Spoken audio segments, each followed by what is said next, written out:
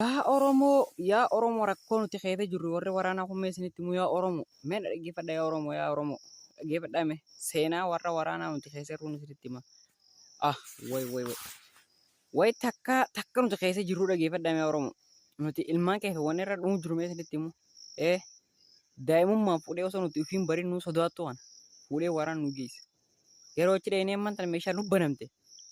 Nuti ammaan tana gaas waraana shaneenneeti harka kanan garuu immoo isaan finxaaleeyyii haame akkam taanaame isiin mataa magarsitee yaade tasilaa Oromoo mataa magarsee deema tasilaa Amaaraa mataa magarsee deema wal nu fakkaatan haame eenyunnee eenyutu harka kanan nama yoo shana dheene finxaaleeyyennee dhowina yoo finxaaleeyyii dheene shaneenneef harka kanan tana waan nu dhibu jiru akka tana dubbii tana mee fakkeenya mee akkam taanaa isii tana mee koomanteela viidiyoo kana koppling share godhu wal bira naagaadha waan barbaadamee koomanteela yaada naa kaame tana kun waan nuti nuuf fixu jiru ilmaan keessan hundinuu tanarra dhumu jireeshi Oromoo ciao bye.